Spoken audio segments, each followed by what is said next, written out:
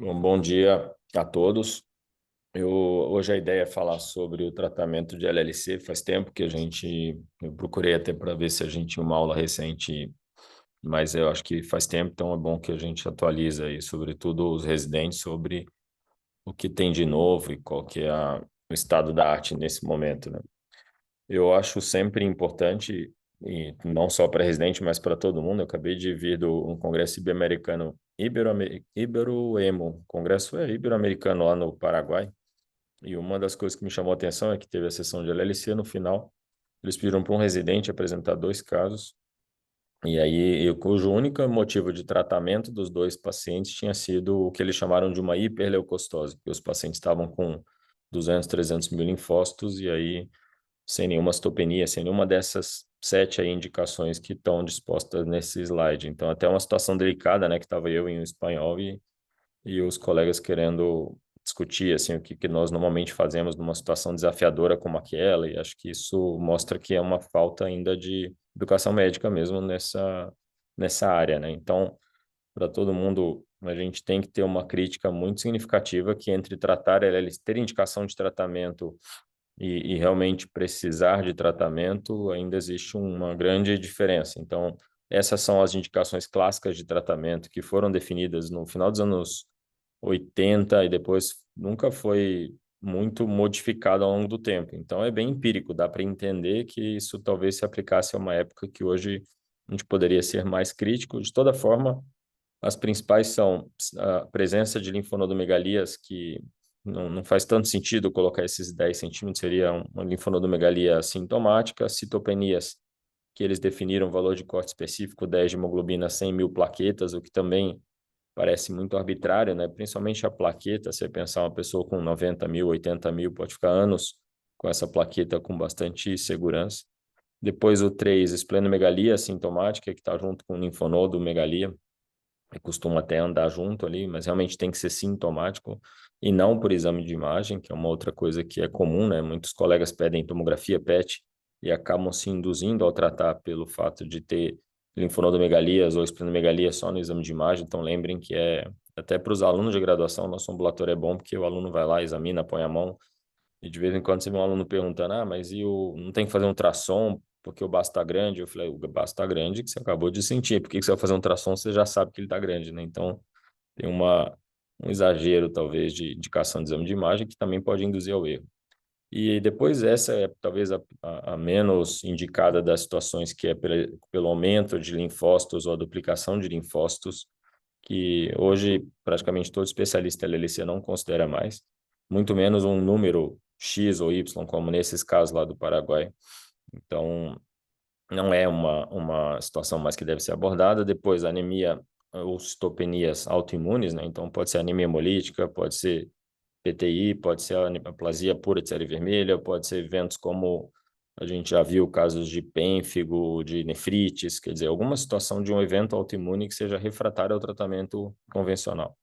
Depois, o acometimento número 6 lá embaixo, é talvez o pior de todos. Eu vou mostrar os dados da Fernanda, que são sintomas constitucionais, pior de todos porque é totalmente subjetivo, além de ser fortemente induzido pelo médico. E por último, o acometimento extranodal, que também é relativamente subjetivo, como eu falei. Se você tem lá uma infiltração na pele, uma infiltração de algum órgão, agora recente a gente teve um caso que está acompanhando conosco no ambulatório que o paciente está super induzido pelo fato de ele ter feito uma biópsia e uma biópsia óssea veio como infiltração por LLC, o que é totalmente esperado. Todo paciente com LLC vai ter infiltração na medula por definição. Só que aí o paciente começa a sentir dor óssea e ele fica cheio de achando que isso e não é, claramente não tem nenhuma relação entre a infiltração e o sintoma, mas induziria a um tratamento desnecessário. Sempre acho que vale a pena, antes de falar de tratamento, a gente parar aqui para discutir isso, porque a quantidade de pessoas tratadas sem indicação é muito grande.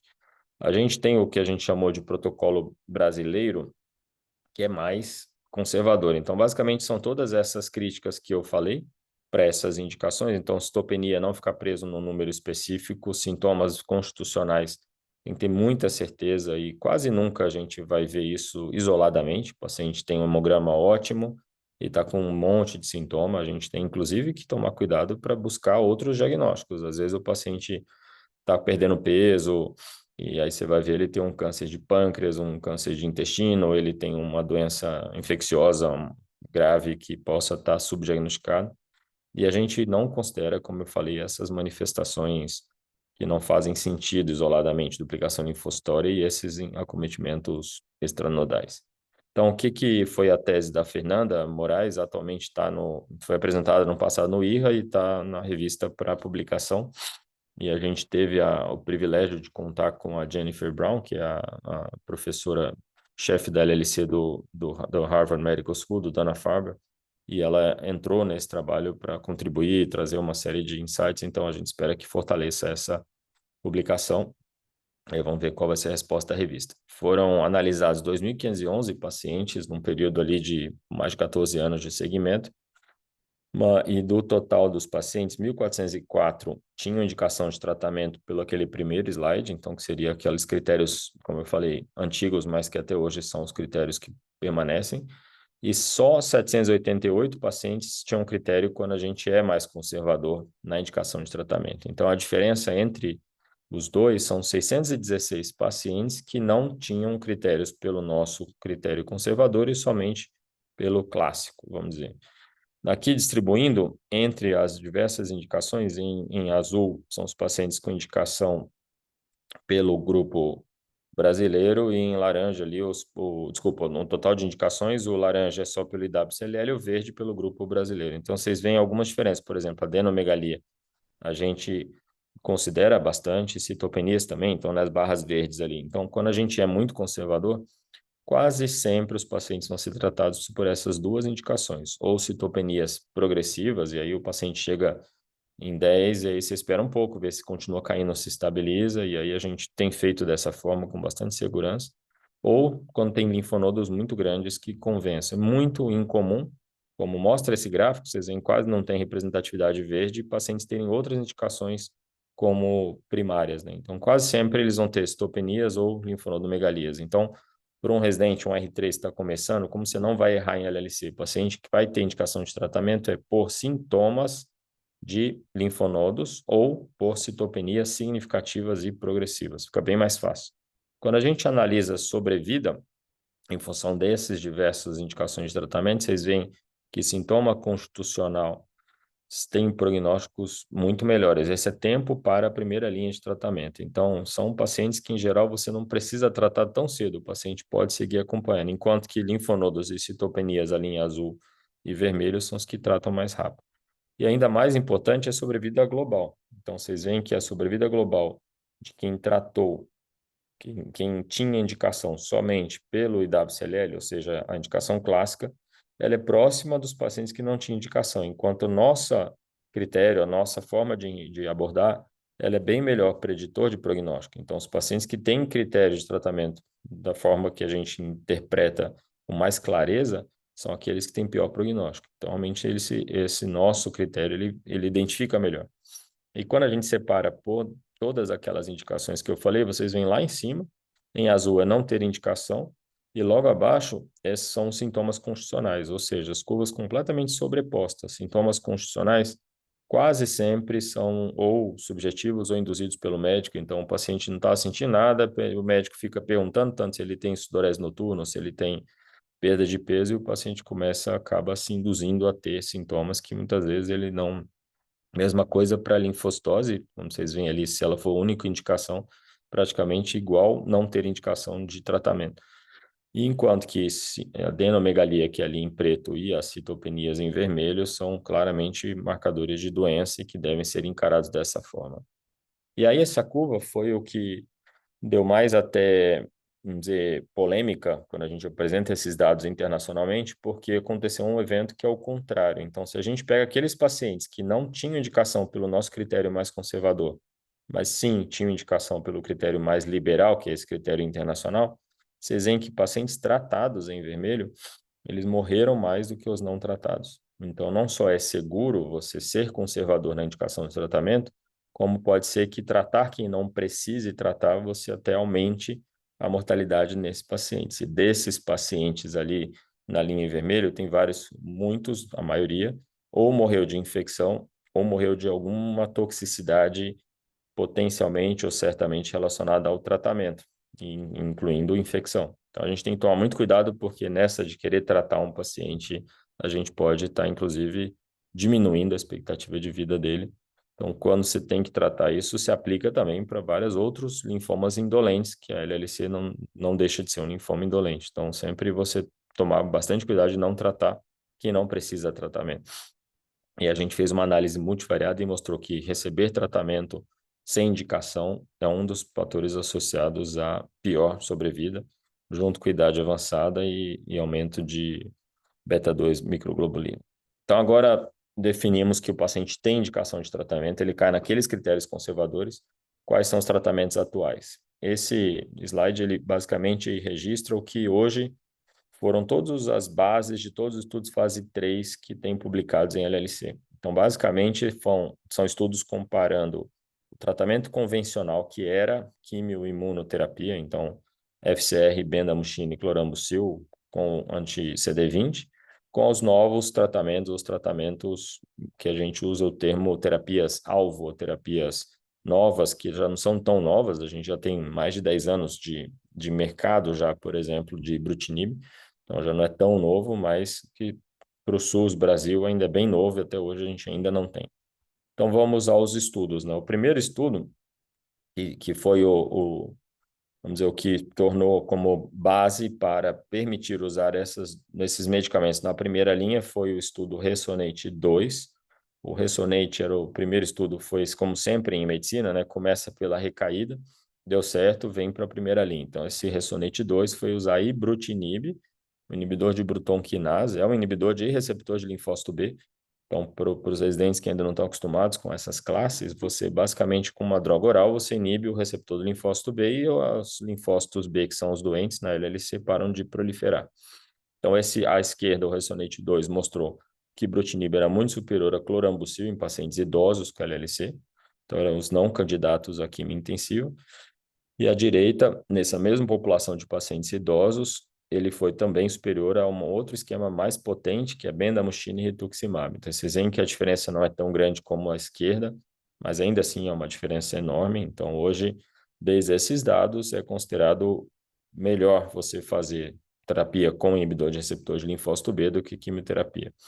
Depois, com os novos inibidores, então o ibrutinib era o primeiro da primeira geração, depois a gente tem o acalabrutinib e o zanubrutinib, vocês veem que os estudos são praticamente idênticos ao slide anterior, porque era o mesmo desenho de estudo. Então, comparou acalabrutinib com clorambucil, dessa vez colocando o anti-CD20 junto, então até ficou mais forte o braço controle, ainda assim a diferença é brutal, e o zanubrutinib contra a R-bendamucina, como naquele estudo Alliance. Então, ibrutinib, acalabrutinib, zanubrutinib, todos os brutinibs, então todos os inibidores de receptor de linfócito B de uma enzima que chama Bruton quinase, estão validados como terapias excelentes para a primeira linha de pacientes com LLC.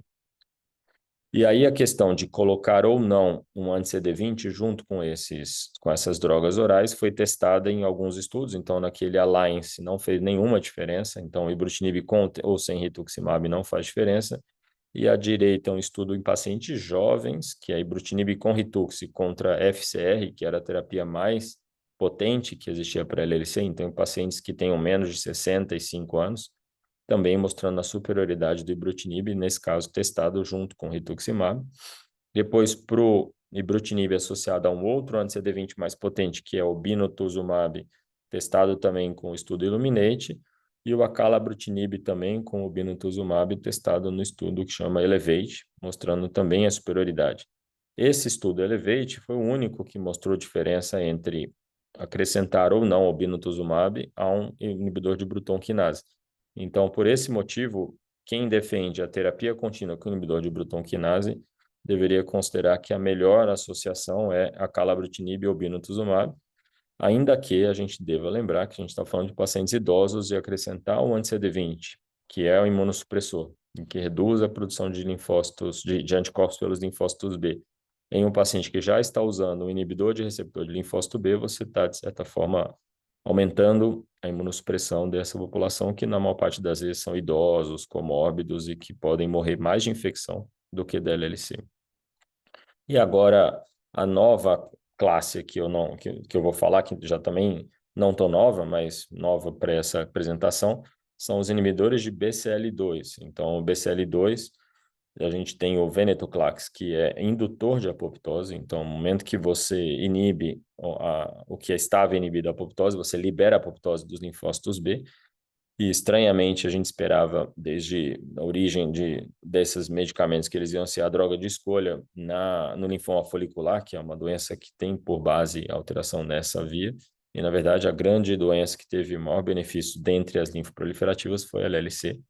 E aí tem dois estudos mostrados nesse slide, um estudo em pacientes jovens, que é à esquerda, que chama Gaia, que é o CLL13 do grupo alemão, que comparou obinutuzumab com venetoclax, então mesmo anti-CD20, dessa vez com esse inibidor indutor de apoptose, o inibidor do BCL2, que é o venetoclax, contra a mesma medicação com rituximab contra quimio-imunoterapia. Então eram 4 braços, eu estou falando primeiro dos 3 braços. E à esquerda, o venetoclax com obinutuzumab comparado a o clorambucil, então igualzinho aqueles estudos com outra classe dos inibidores de BCR, então venetoclax obinutuzumab contra clorambucil obinutuzumab. A diferença desses estudos para aqueles que eu mostrei é: aqueles são terapias contínuas que o paciente tem que tomar um comprimido enquanto tiver benefício da droga, então geralmente são anos, 8 anos tomando remédio até parar de responder.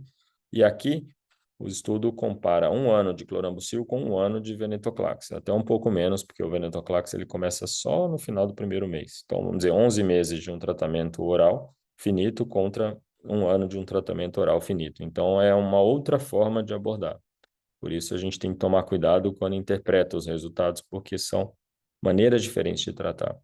Qual que é a grande vantagem desta classe terapêutica? É que ela é capaz de induzir muita apoptose e as células morrerem e o paciente aprofundar a resposta. Por isso que o tratamento pode ser finito, diferente daquela classe anterior, que é mais parecido com os inibidores de tirosina quinase, por exemplo, na LMC, que geralmente você também deve manter uma terapia muito prolongada. E aqui são os gráficos mostrando a capacidade de aprofundar a resposta, o que a gente chama tornar a doença residual mínima indetectável, com essa sensibilidade de menos 10 a menos 4. Então, ali, quimio-imunoterapia, 52% de doença residual mínima, o Ritux com venetoclax, 57%, e quando a gente usa o obinutuzumab, então aí tanto com venetoclax como associando uma terapia tripla, vocês veem que a gente está aí perto de 90%, então é muito superior. E esses dados, então, essas terapias, 4 opções aí testadas, aprofundando mais ou menos a resposta, tiveram um forte impacto na sobrevida, então os pacientes sobrevivem muito mais. E aqui, uma outra possibilidade é você juntar as duas classes. Então, para de brigar, eu sou mais inibidor de BTK ou eu sou mais inibidor de BCL2, e você dá os dois ao mesmo tempo, sem nada injetável. Então, o paciente toma um comprimido de ibrutinib e os 4 comprimidos de venetoclax. Então, é uma terapia que se chama I mais V, ou V mais I, dependendo de quem está patrocinando o evento, como a gente sempre fala, né? Os eventos patrocinados sempre tem o viés do fabricante ali, né? Mas a gente focando, então, é uma associação de duas classes terapêuticas. Esse estudo, GLOW, fase 3, mostrou uma grande superioridade em relação ao clorambucil obinutuzumab. Então, de novo, vocês veem que os estudos são todos, o resultado é sempre parecido. Então, você testar clorambucil obinutuzumab, que era a terapia padrão para idoso, contra IBTK contínuo funciona, contra veneto e obinutuzumab funciona, contra veneto e ibrutinib funciona. Então, todas as terapias estão validadas e podem ser usadas. E aí, isso tudo falando, até então, terapias que o tempo de tratamento independe da resposta. E esse é um estudo, FLAIR, também da associação do I mais V, mas guiando pela doença residual mínima. Então, você faz o tratamento igualzinho do GLOW, que era o estudo anterior, que são 15 meses, 3 meses de ibrutinib, depois você inicia o venetoclax e faz mais 1 ano, então 15 meses no total, e você começa a testar a doença residual mínima. Se ela tiver negativa, você pode suspender o tratamento. Se ela tiver positiva, você mantém o ibrutinib. E aí você pode deixar o paciente tomando até por 6 anos, como mostrado aí no estudo, né? Então, com isso, eles observaram, foi uma publicação do New England, foi apresentado no Oeste, depois publicado no New England, uma superioridade muito grande da associação do ibrutinib e venetoclax contra o tratamento que era padrão, que era a quimio-imunoterapia. Então, essa curva de sobrevida é quase uma reta de sobrevida, como vocês estão vendo, parece ter funcionado muito bem. Os ingleses consideraram a partir dali que, para um paciente jovem, essa seria a terapia padrão. Ainda não há consenso, eu já mostrei as 4 possibilidades de tratamentos, então ainda não existe um consenso, até porque nenhum desses estudos comparados entre eles, né? Então, fazer ibrutinib mais venetoclax guiado por doença residual mínima é uma opção. Fazer ibrutinib e venetoclax terapia fixa também é uma opção. Ou fazer aquelas terapias que eu já comentei, venetoclax associado ao anti-CD20 ou um IBTK contínuo. Quer dizer, todas são possibilidades e todas estão baseadas em evidência com estudos fase 3. E aí, como eu tinha comentado, os estudos desde o começo, eles trazem uma mudança do que a gente considerava como a estratificação de risco convencional. Então, estratificação de risco em LLC, a gente usa alguns parâmetros que eram para definir prognóstico e tentar orientar tratamento. Quando você faz o IGHV, então, estado mutacional da cadeia pesada imunoglobulina, pacientes que são não mutados, isso no nosso ambulatório de LLC sempre confunde o residente de clínica e muitas vezes o de hemato também. Então, quase tudo em medicina, quando é mutado, é ruim. Aqui, quando é mutado, é bom. Então, você ter a hipermutação somática significa que é uma doença mais, uma célula mais madura, enquanto você não ter tido ainda a hipermutação somática, é uma célula mais imatura. Só que usando o ibrutinib, por exemplo, continuamente não parece mais fazer diferença.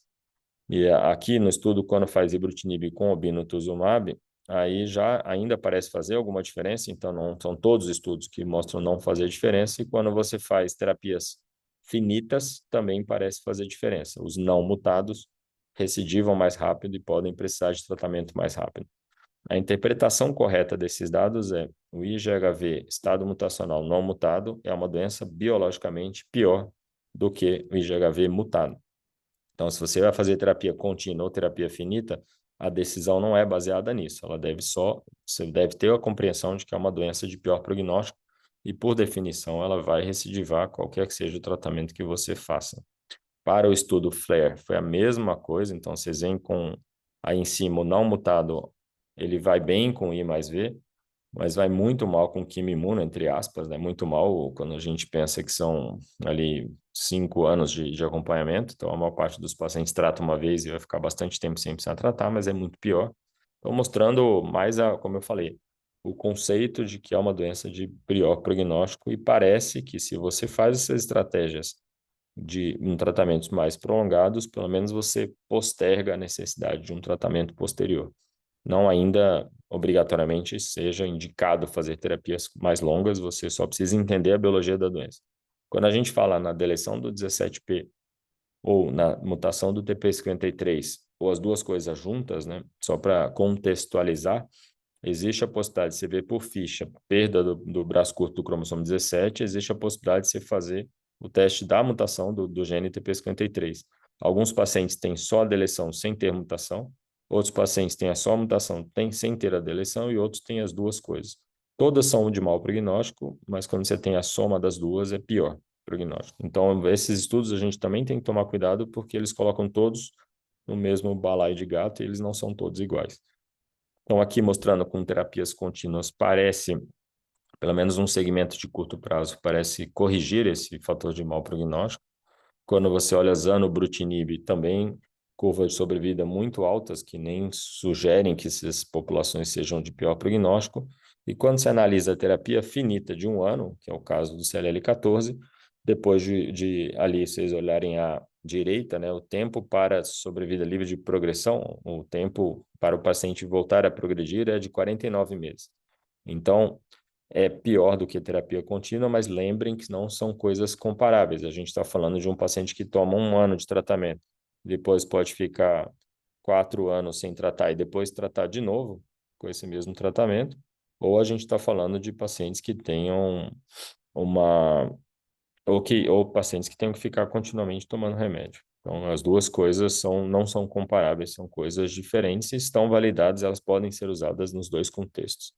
Então, falando de doença residual mínima, Esse slide resume ali os principais estudos com venetoclax. Vocês veem que se você falar em doença residual mínima, apoptose, aprofundar a resposta, você não está falando de terapias com inibidor de tirosina ou inibidor de Bruton quinase, está falando de terapias com drogas que aprofundam a resposta. Então, vocês veem que ela é mais potente quando você usa obinutuzumab junto com venetoclax, e especialmente se você faz a terapia tripla, que seria com ibrutinib e venetoclax. E ela é, em segundo lugar, também mais alta a chance de você erradicar a doença quando você usa pelo menos terapia dupla com obinutuzumab. Se você usar só clorambucil ou usar quimioterapia, você não vai ter a mesma eficácia, né?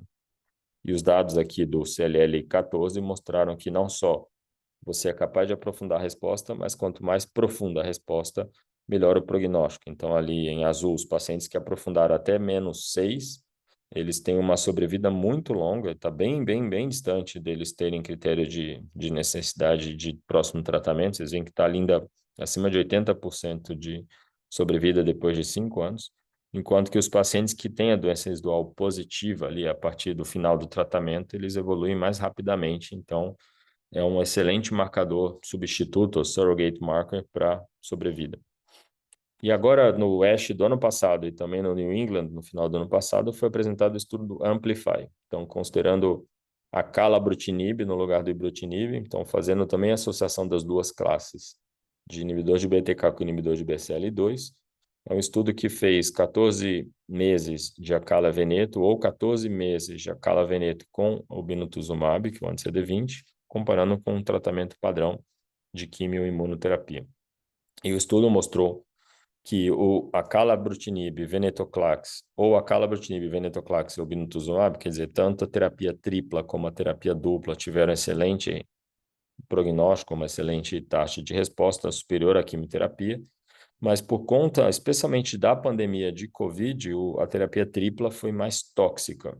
E aí, se você olhar por subgrupo, né, entre mutado e não mutado, como sempre acontece em terapias finitas, a gente vê que depois de 3 anos ali, o não mutado volta a progredir numa parte dos pacientes, ainda não atingiu mediana, mas volta a progredir numa parte dos pacientes. E quando você vê no mutado, isso não acontece. Então, o mutado é uma doença de bom prognóstico, qualquer tratamento que você faça vai bem. Então, a gente até pensando em, por exemplo, gestão de pública, a gente claramente tem aí uma possibilidade de economizar recurso e você deixar para usar umas terapias de mais alto custo no paciente que realmente precisa, né? E é mais ou menos metade dos pacientes que é mutado ou não mutado, então vocês veem que dá para ser bem racional no uso do recurso. E quando você censura isso para as mortes pelo COVID, aí a gente vê que a diferença do acalabrutinib venetoclax, que é assim azul, ou ali em cima em vinho, associação tripla, ela amplia. Então, realmente parece que associar uma terapia tripla é o que mais potente ali atualmente em LLC. A gente só precisa tomar cuidado, porque o paciente que deve fazer essa terapia tripla é só o paciente jovem, sem comorbidades, para você não acrescentar risco ao paciente, né? E aí a mesma coisa que a gente viu com Ibrut, venetoclax, ou mesmo com as terapias triplas do grupo alemão, a gente vê aqui. Então, a capacidade de aprofundar a resposta ela é muito superior quando você usa o anti-CD20 ali em vinho, do que você não usar em azul. Até chama a atenção de toda a comunidade científica que o dado de doença residual mínima do Acala venetoclax, ele foi decepcionante, foi pior do que o ibrutinib venetoclax. Então, apesar do ibrutinib, na minha opinião, claramente por contas financeiras, né, o ibrutinib foi o primeiro, já está cheio de genérico de ibrutinib em vários países, e por conta disso, os outros medicamentos que são os concorrentes ficam descaracterizando como um medicamento muito tóxico, muito perigoso, mas alguns dados atuais têm mostrado que pode ser, especialmente comparando o ibrutinib venetoclax com a cala venetoclax, pode até ser que o ibrutinib seja mais potente, como a gente vê o grupo ali A mais V, que é o em azul, claro, ele foi bem, mas parece inferior do que o que a gente viu no estudo do I mais V. E aí alguns estudos vão responder essas perguntas que eu fiz durante essa primeira parte da apresentação, que seria, será que terapia contínua ou terapia finita é melhor? Então, hoje, dos 3 braços ali que a gente tem avaliado em estudo fase 3, vão ser testados head-to-head, esse A gente não sabe se eles vão apresentar esse ano, ainda não foi anunciado, ou se vai ser só no ano que vem, mas eles estão esperando o dado amadurecer um pouco, que vai comparar terapia contínua de ibrutinib, veneto, obinutuzumab, veneto e ibrutinib, o I mais V, e aí a gente vai saber ali responder se existe realmente um que seja superior ao outro, né? E esse é um outro estudo que chama MAGIC, que vai comparar o veneto Acala com o veneto obinutuzumab, então terapia com anti-CD20 ou sem anti-CD20, guiada por doença residual mínima para ver, dessa vez, em vez de postergar ou manter o inibidor de BTK, vai ser o venetoclax que vai ser mantido caso o paciente seja positivo para doença residual mínima. Então, alguns estudos que vão responder isso, né? Então, da primeira parte, que é a terapia de primeira linha, existe ali a necessidade, e acho que é uma tendência internacional, de guiar o tratamento para terapias finitas e não mais terapias contínuas, né? As combinações de doença residual mínima, combinações triplas, guiada por doença residual mínima, pode ser uma excelente opção. Talvez os pacientes vão até ser curados se a gente fizer dessa forma, mas a gente lembrar que isso é para uma pequena parcela dos pacientes com LLC que tolerariam os 3 medicamentos ao mesmo tempo, sem risco à saúde deles, né? Então, isso é uma coisa que a gente ainda precisa responder. Falando agora de pacientes recaídos ou refratários, então, o que que a gente tem? O dado mais maduro, mais consolidado é o ibrutinib em monoterapia. Como eu falei, foi testado primeiro nesse contexto e depois no paciente da primeira linha. Então, nesse contexto, ele foi testado contra o ofatumumab, que era um anticorpo monoclonal em monoterapia. Então, um desses estudos que a gente sempre critica fortemente, né? O estudo é para aprovação de um produto, então coloca um braço controle praticamente inútil, ou que não tem nenhuma eficácia, que era o caso do anticorpo anti-CD20 em monoterapia. Ninguém fazia isso nem naquela época, mas se a gente focar ali no braço do ibrutinib, então é uma sobrevida livre de progressão de 44 meses numa população de pacientes politratados. Então é muito superior a tudo que já existia até aquele momento. Quando foi comparado com terapias de menor toxicidade, como eu falei, ou potencialmente menor toxicidade. Para o acalabrutinib não parece ter feito nenhuma diferença. E para o zanobrutinib, tem uma série de críticas a esse estudo, na minha opinião, até exageradas as críticas, né? Talvez por uma questão de briga comercial mesmo, mas mostrou que o zanobrutinib foi superior ao ibrutinib, talvez pelo fato dele ser mais bem tolerado, os pacientes poderem fazer o tratamento com maior continuidade, sem interrupções, diferentemente do que acontece com o ibrutinib. E, além disso, tem uma outra terapia finita. Então, lembrem que aqueles todos que eu falei, sempre que você fala em terapias de inibidor de BTK, é sempre contínuo, nunca é finita. E aqui, como é com venetoclax, então venetoclax rituximab, que eu estudo Murano, aí sim, uma terapia de 2 anos, e esses são os dados mostrando uma superioridade. Todas as terapias em azul ali são com veneto e rituximab, em relação a em vermelho, que são com pendamuctina rituximab, que é também um tratamento não tão eficaz para a segunda linha, mas é o que se tinha na época. Então, até surgir essa classe, o que que a gente podia fazer em segunda linha LLC? Ou fazer quimiomonoterapia, ou fazer alentuzumab, que era uma coisa que a gente fazia no passado, mas tudo envolvia ali 1 ano de sobrevida e não muito mais do que isso, como vocês veem ali na curva, né? Então, chega perto de 1 ano, já está quase na mediana com a bendamuctina. E aqui nos 2 anos um tratamento de 2 anos mostrando um grande benefício também na sobrevida global, no estudo Murano. Isso, ao longo do tempo, está só se ampliando. Então, isso a gente sabe que é verdade, que uma terapias de linhas mais avançadas, quanto menos você puder perder tempo ali e ir direto para uma terapia mais eficiente, melhor. E aqui, então, comparando os dados que a gente tem dos 3 estudos, não comparando os estudos, vocês veem que eles são muito parecidos. Então, hoje também não dá para escolher, eu sou mais esse ou aquele tratamento, né? O Murano, lembrem que, como ali naquela faixa em cinza, uma terapia finita de 2 anos, enquanto que Brutinib ou, por exemplo, a Calabrutinib são terapias contínuas. Então, a gente sempre tem que pensar também na toxicidade financeira desses tratamentos e mesmo na toxicidade pensando em qualidade de vida, né? Então, eu sou mais terapia finita e sempre que eu posso, eu faria essa terapia de 2 anos e não terapias contínuas, deixando as terapias contínuas ou de longo prazo para a terceira linha. Me parece mais inteligente. E aí, falando em sequenciamento, a gente tem várias possibilidades de montar esse quebra-cabeça. Então, hoje, não se fala mais em quimio, imunoterapia em LLC. Então, vocês veem que não entra no paro ali. Então, se você começa com anti-CD20, como eu acabei de comentar, para mim faz sentido fazer um ano de anti-CD20, em segunda linha ali embaixo, azul escuro, de novo, fazer de novo o anti-CD20 e terceira linha usar o inibidor de BTK, mas também você pode trocar. Você pode fazer primeiro uma primeira linha com anti-CD, com BCL2 e depois ir já para o inibidor de BTK ou embaixo, que é uma terapia muito popular no Brasil, provavelmente por conta do todo o lobby ali dos fabricantes dessas terapias contínuas, que é começar com uma terapia contínua e depois fazer o venetoclax, no caso o paciente tenha não respondido, né? Qual que é o problema principal de uso de terapias contínuas? É você lembrar da toxicidade. Os inibidores de BTK, além deles inibirem a enzima Bruton quinase, eles inibem uma série de outras enzimas, que são os efeitos que a gente chama de off-target ou fora do alvo. Então, como vocês veem, tem o risco de envolver arritmias cardíacas, infecção, interfere na função dos macrófagos, especialmente infecção fúngica, e isso é mostrado aqui nesse gráfico, tanto que o ibrutinib ele é menos específico, tem mais efeito off-target do que o acalabrutinib ou o zanubrutinib, e por esse motivo existe essa condenação do ibrutinib como sendo uma droga excessivamente tóxica. E aqui são os dados clínicos sobre isso. Então, um estudo que comparou a Cala e ibrutinib, que é o Elevate, vocês veem que tem maior risco de fibrilação atrial e maior risco de hipertensão quando você usa ibrutinib em relação à acalabrutinib. E também quando você compara o zanubrutinib e o ibrutinib, vocês também veem o maior risco de fibrilação atrial com o ibrutinib. Só lembrem que nenhum desses tratamentos não tem risco, né? Todos os três têm risco de fibrilação atrial, de hipertensão, de fibrilação ventricular, de diarreia, de hemorragia, quer dizer, é da classe.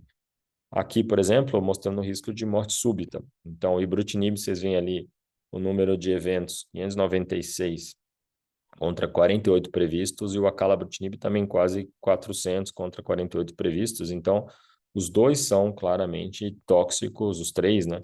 Com risco de arritmias atriais e também ventriculares. Então, aquele paciente idoso que você está dando só um comprimido, achando que você está fazendo algo muito seguro e, na verdade, ele morre de uma arritmia fatal e muitas vezes fica por conta da idade, sendo que claramente a gente está falando de um risco pelo menos 10 vezes maior.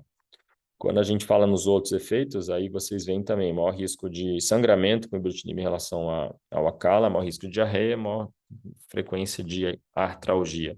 Mas vejam que o risco de sangramento, por exemplo, ali com a acalabrutinib ainda é nos 40%. Então não é que seja 5% contra 60%, né? Então a gente só precisa tomar bastante cuidado, né? Quando a gente fala, é um remédio muito perigoso, ibrutinib, ou acalabrutinib é super seguro, não. Os dois remédios são tóxicos, um pouco menos, e eu colocaria exatamente dessa forma, é um pouco menos. Não considero como sendo seguro, né? Então, vocês veem, por exemplo, em gráfico aí comparando os principais estudos fase 3, o risco de infecção, por exemplo, 45% com ibrutinib, 30%, 17%, quando você vê com a Cala 15, isso dependendo do estudo, né? Então, vocês veem que é alto, né? Então, dependendo do estudo, você vai ter entre 15 e 45% do risco de infecção, lá com zanubrutinib parece 13%. Então, também depende de como eles interpretaram, como analisaram isso, né? Nós fizemos, então, que é a tese da Verena, e que é a análise de vida real do ibrutinib no Brasil.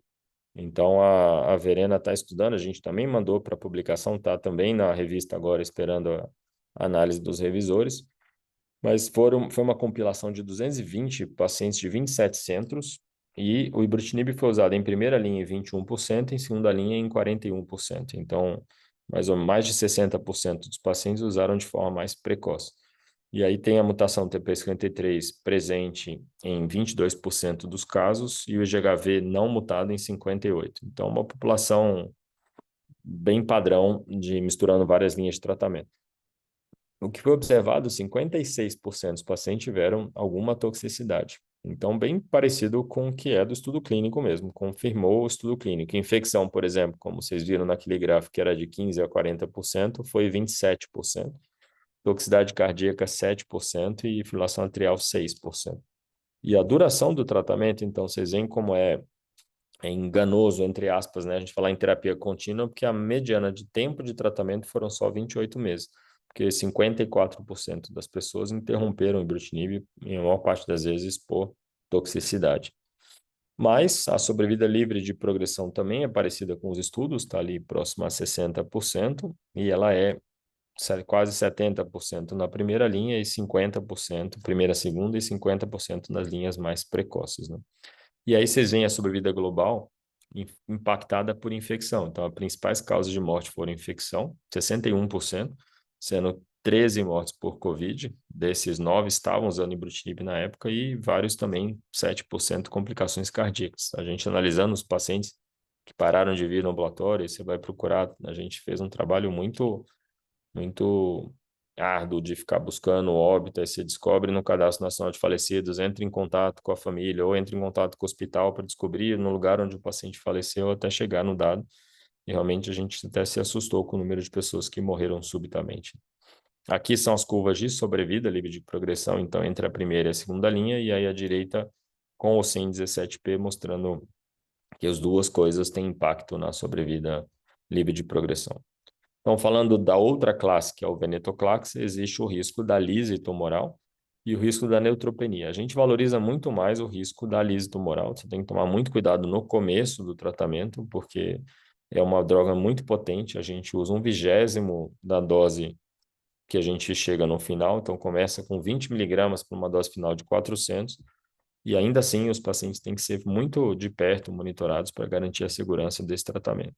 Fora isso, não é imunossupressor. Então, a grande vantagem do venetoclax, passada a fase inicial, você reduz a carga tumoral, é um tratamento muito bem tolerado e não é imunossupressor e por isso ele é mais seguro nessa população de pacientes mais velhos. Falando então de outras classes terapêuticas possíveis, uma das formas de você tratar e curar os pacientes com LLC é o transplante halogênico. Ele tem esse dado, por exemplo, do grupo alemão, mostrando uma sobrevida ali de mais de 60% em segmento de longo prazo, em pacientes politratados e já tratados e expostos a essa nova classe de tratamento. Então, é uma pergunta ainda atual, né? Será que ainda precisa? Ou qual paciente que precisa? E a resposta é que sim, sem dúvida precisa. A gente tem que tomar um cuidado. São poucos, né? A maior parte dos pacientes é idoso comórbido, mas aqueles que são mais jovens, a gente tomar um cuidado para oferecer essa terapia e não deixar o paciente morrer sem oferecer, porque a gente sabe que pode ser curativo. E ainda não disponível no Brasil, mas já foi testado fora, o CAR-T-cell para LLC também. Então, inicialmente foi testado em LLC, depois os dados foram muito frustrantes, e a gente sabe que o principal motivo é que um dos maiores problemas em LLC é o microambiente medular. Quando você faz o transplante halogênico, você troca todo o sistema hematopoético. Quando você faz CAR-T-cell, você só transfere células T. Então, você não tem o benefício da troca do microambiente, que é onde está uma grande parte da fisiopatologia da LLC. Então, não foi tão efetivo como a gente gostaria. Essas são as curvas mostrando ali que a maior parte dos pacientes que entram em remissão completa vai sustentar isso, mas os que entram em remissão parcial, em geral, não dura muito a resposta e em mediana de acompanhamento ali dá mais ou menos uns 18 meses de sobrevida livre de progressão. Então está bem distante do dado de transplante halogênico, como eu falei, por enquanto o transplante ainda é a melhor opção para os pacientes que possam ser submetidos àquela terapia. Então, um paciente que já fez, especialmente quando você tem acesso às drogas, né? Mas você já fez todas essas classes que eu falei, já fez uma terapia com inibidor de BCL2, depois uma terapia com inibidor de BTK, progrediu novamente, não tem mais o que oferecer para esse paciente, o transplante é a única possibilidade. E o que nós fizemos foi uma análise do grupo brasileiro, o Marcelo Lacerda até que fez foi o primeiro autor dessa análise que a gente vai finalizar agora, depois de mais maturidade para publicar também, mas mostrando o tratamento de segunda linha. Então, a gente sabendo que no Brasil não tem, no sistema público e mesmo no privado não era tão disponível no passado, como os pacientes foram tratados na vida real, né? Então, foram 444 pacientes, e como no estudo do ibrutinib também, uma frequência de não mutado pouco superior aos mutados, e ali o FISH mostrando 20% de lesão 17P. E vocês veem que os pacientes foram tratados, na maior parte das vezes, com quimioterapia, de novo. Então, o paciente de LLC, ele foi retratado com FC ou FCR ou retratado com clorambucil, e em uma menor frequência foram tratados aí com novas terapias como ibrutinib ou venetoclax lá embaixo. De modo que 83% dos pacientes no Brasil foram tratados de forma errada, ou com FC ou clorambucil, ou terapia GLLC, ou pior ainda, que é tratado como linfoma, com RCVP ou R-CHOP, o que não é para fazer nessa doença. Não tem indicação e só aumenta a toxicidade. E isso está muito visível nessa curva. Então, vocês veem que pacientes em vermelho foram os que fizeram venetoclax ou ibrutinib, em azul os que trataram de novo com quimio de LLC, em verde os que trataram com quimio de linfoma. Então, se você não tem o que fazer, a gente ouve muito em aulas e eventos, conversando com os colegas que trabalham no SUS, mas o paciente esse de voo não tem nada. No meu hospital só podia fazer R-CHOP o RCVP não é para fazer. Na verdade, se você não tem nada para fazer, tenta buscar, tá cheio de estudo clínico, ou toda hora tem estudo clínico aberto no Brasil, ou na pior das hipóteses, pelo menos busque aquela curva azul ali, que seria refazer o tratamento de LLC. Achar que você vai ganhar alguma coisa fazendo quimio de linfoma, você não ganha. Isso tem impacto na sobrevida livre de progressão, e como eu acabei de falar, vocês veem que incluir o paciente em estudo clínico praticamente duplica a sobrevida livre de progressão dele.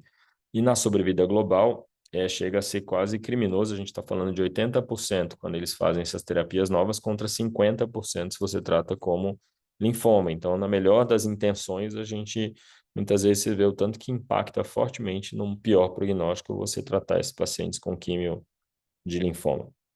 Os dados do grupo brasileiro de LLC, a gente mostrou esse abismo entre sistema público e privado. Então, no sistema público, os pacientes têm uma sobrevida muito inferior aos pacientes do privado. Esses são os dados do registro. Então, atualmente, né, em 2025, agora abril, tem quase 5.000 pacientes.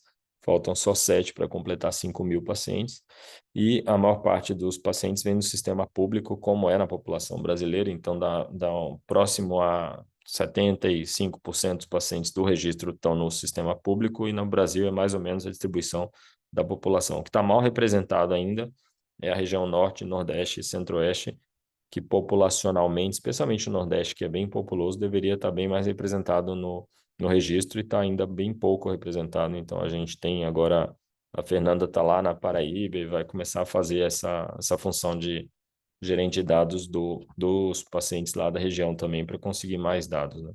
Esse é o dado que eu falei do grupo brasileiro. Então, eu já mostrei as curvas de sobrevida, mas passando mais rapidamente, os pacientes no registro que são do SUS são mais velhos, têm doença mais avançada e têm pior função renal, e fizeram menos estratificação adequada de risco. Então, menos pacientes tiveram acesso ao 17P, menos tiveram acesso ao IgHV e menos acesso ao cariótipo.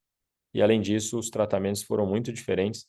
Então, os pacientes tiveram pouco acesso a anti-CD20, quer dizer, 75% no privado e 25% no SUS, e só 4% dos pacientes tiveram acesso a ibrutinib ou venetoclax. Então, isso, lembrando que é um estudo que foi analisado em 2021. Então, já estava disponível no Brasil há uns 6 anos, e muitas vezes é uma falha mesmo de educação médica, das pessoas ainda não estarem acostumadas quando entra uma nova classe terapêutica. Hoje a gente sabe que melhorou bastante, mas no SUS não melhorou nada. Ainda seguimos com essa curva indecente de pior sobrevida. Vocês veem que são quase 30% de diferença de sobrevida global entre público e privado, por conta de todos esses fatores que eu comentei, né? E quando a gente, então, a gente juntou no grupo brasileiro e fez o consenso, que está na revista agora para finalizar a última versão do consenso atual de tratamento. Essas são as recomendações do grupo brasileiro de LLC. Então, basicamente, todos esses trabalhos que eu falei, ou você usa Ibrut ou Acala usando o ibrutinib, ou usa associações com venetoclax em todas as linhas de tratamento. A única situação que a gente considera que faz sentido ainda no SUS, não no privado, você usar a quimioimunoterapia é no IgHV mutado. Então, seria FC ou FCR e Benda nos mais velhos, e clorambucil nos mais jovens, e clorambucil nos pacientes mais velhos. Mas isso é o que a gente recomenda, e isso é o que a gente tem no SUS. Quer dizer, então a gente recomenda um consenso brasileiro de LLC, que a gente faça todas aquelas possibilidades de associações, e 80% da população só tem acesso a FCR ou a clorambucil monoterapia. Quer dizer, a gente está muito distante do que a gente recomenda e o que a gente consegue oferecer. Quando a gente fala em linhas subsequentes, é a mesma coisa. A gente tem toda a recomendação de fazer ou venetoclax ou inibidores de Bruton quinase e, na verdade, a única coisa que a gente consegue fazer pelo SUS em LLC seria um transplante alogênico em segunda linha, o que não é recomendado em nenhum lugar.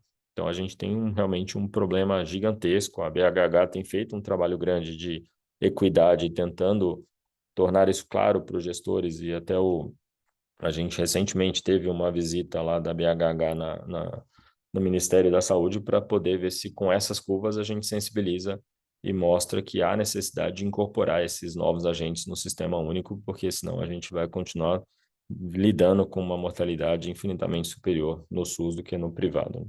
Então, de futuro, o que a gente tem é tentar modificar as terapias. Primeiro, acho que o ponto mais importante é a última frase. Existe um buraco gigantesco entre o SUS e o privado, e isso claramente é associado a um pior prognóstico. Então, acho que a primeira grande missão seria a gente tentar incorporar essas terapias no SUS, porque os pacientes estão morrendo, eles não podem esperar mais e a gente não tem nenhuma perspectiva que isso aconteça num curto prazo de tempo.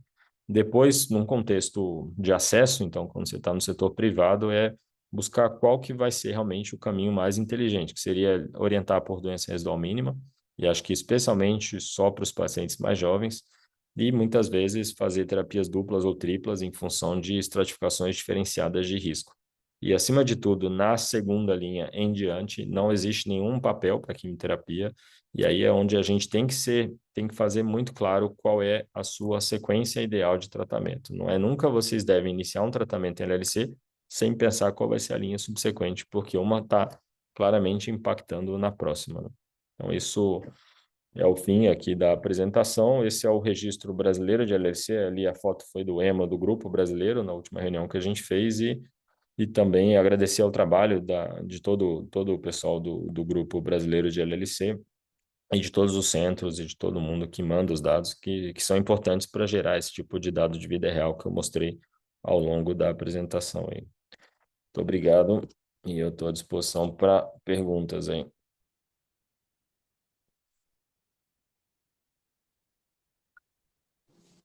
Oi, Celso, parabéns aí pela apresentação.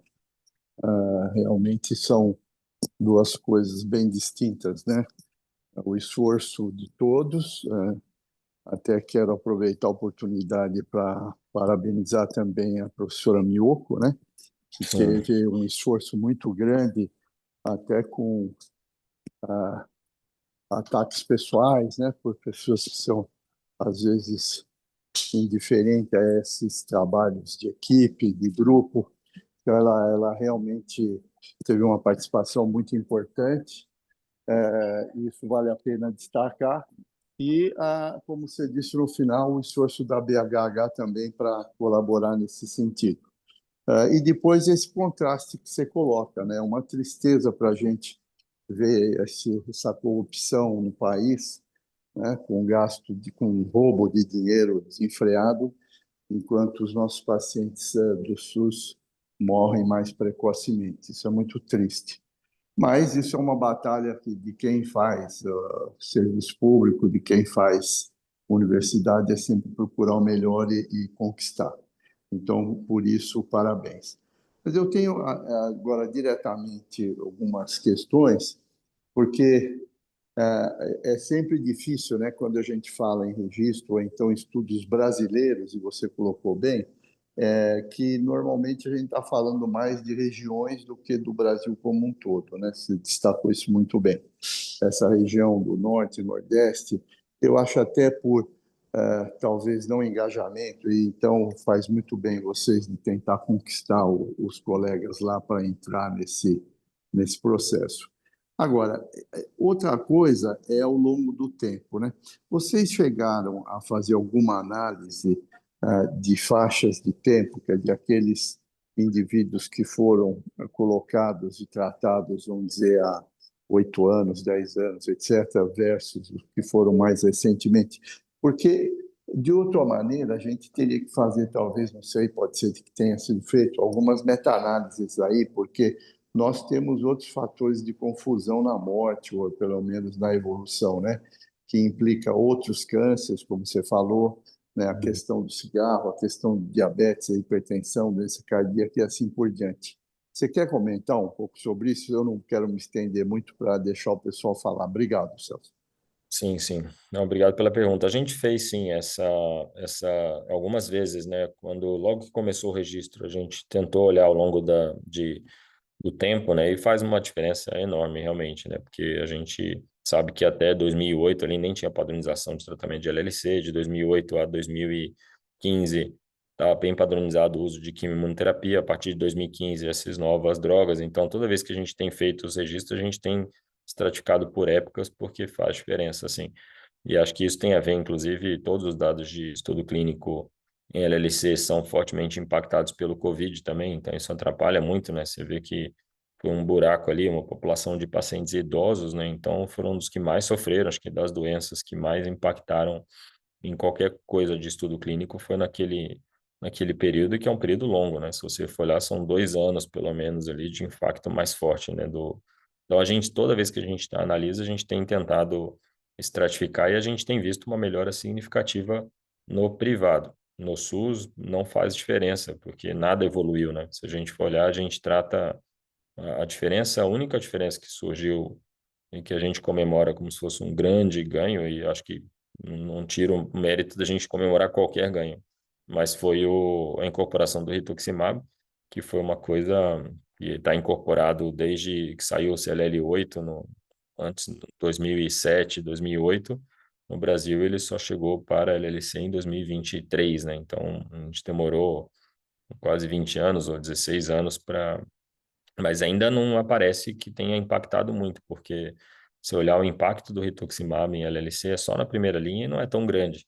O impacto dessas novas terapias é absurdo, né? Então, o que realmente faria diferença é quando a gente puder dar acesso a esses tratamentos.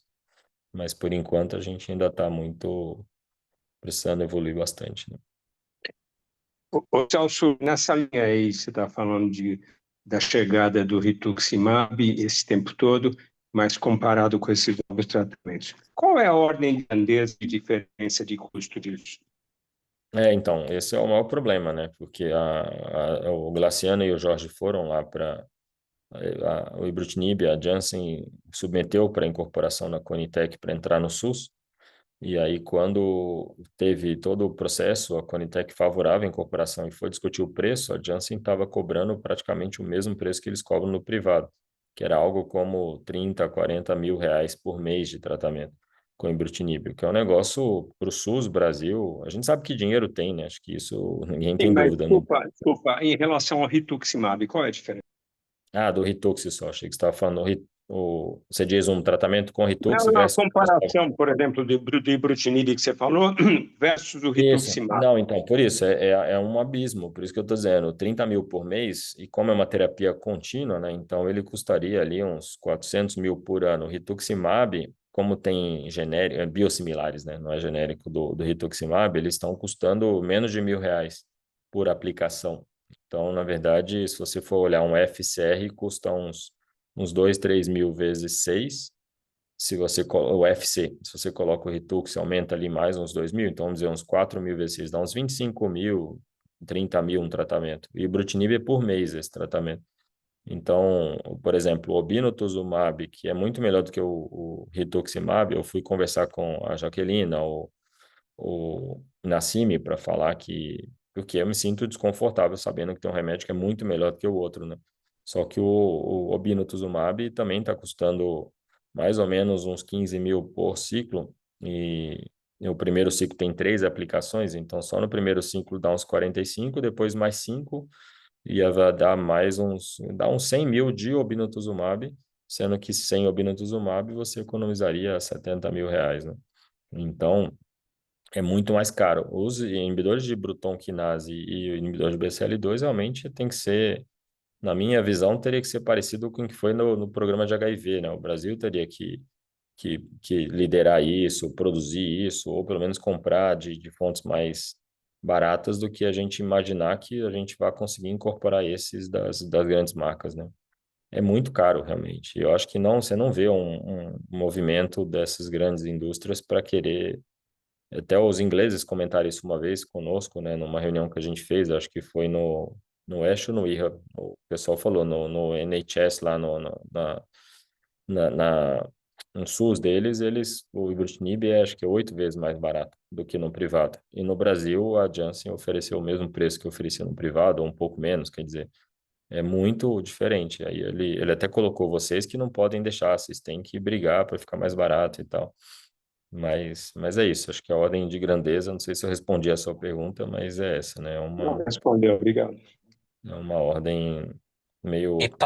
patente, Celso, não vai cair? É agora, esse ano, mas eu não vejo nenhum movimento, não vi ainda nenhum movimento de alguma empresa que esteja falando, vamos. Né? Não sei se eles não podem falar antes de. Porque o Ibrutinib foi É, incorporado no Brasil em 16, para comercializado em 16, então imagino que ano que vem caiu a patente, né? E aí teria. é, a gente está vivendo essa expectativa do Carfilzomib, que ele está aprovado na Conitec, mas a gente não sabe quem é o financiador, quem vai financiar por conta da PAC não cobrir. Mas é uma expectativa de que venham aí alguns genéricos. Esse ano cai a patente do Carfilzomib. Então, provavelmente, quando a gente for discutir esse financiamento no SUS, já vai ser com produtos pós-quebra de patente. Também não sabemos quem são as empresas que vão explorar essas moléculas genéricas. Na Argentina e no Chile tem, já faz tempo. Tanto que o ibrutinib é muito mais usado lá do que os outros, porque justamente está disponível lá para eles o genérico que custa por menos de US$ 1.000, um genérico de ibrutinib, enquanto que o de marca mesmo custa 8.000, né? Quer dizer, é uma diferença muito grande. Aí os convênios estão certos de não quererem comprar o de marca, né? Quer dizer, quando você olha que tem um medicamento acessível, né? Que vem de várias fontes ali. Eles têm acho que cinco, seis. Então, vamos ver, né? Eu não tive nenhuma notícia, não sei nenhuma informação de. Mas certamente vai ter, eu acho que é uma questão de tempo só, né? Tem uma pergunta no chat da Noemi que é a pergunta diante da alta taxa de toxicidade observada com o dibrutinib, quanto à utilização inadequada de quimioterapia convencional para LC, como o senhor acredita que podemos estruturar melhor acesso aos pacientes do SUS às terapias alvos corretas para garantir um tratamento seguro e eficaz?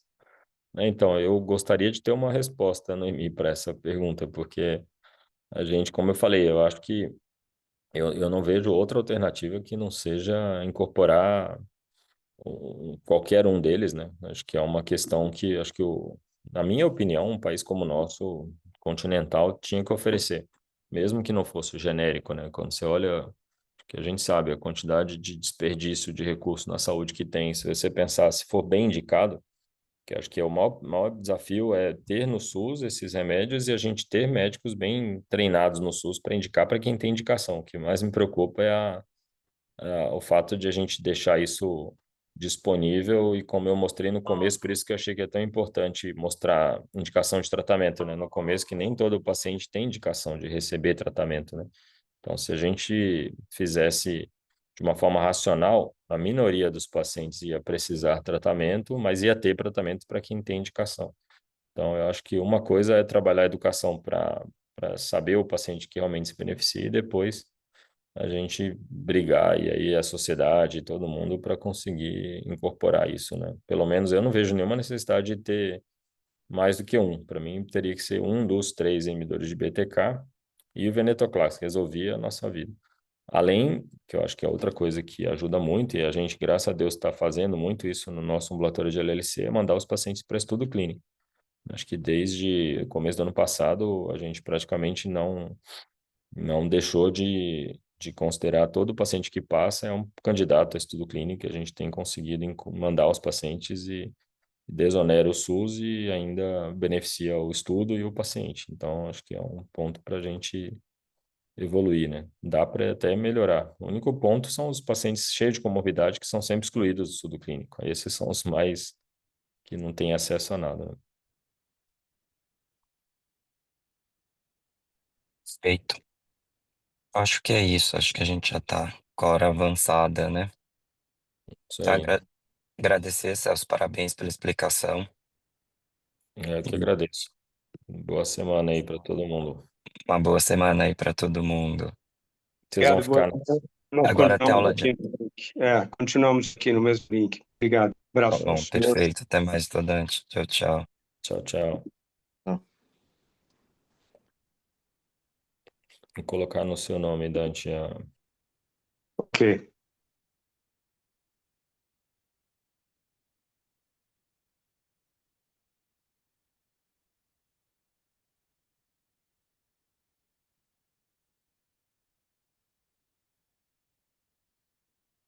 Eu não sei se o Thomas está aqui. Você está aí, Thomas? Estou aqui, chefe.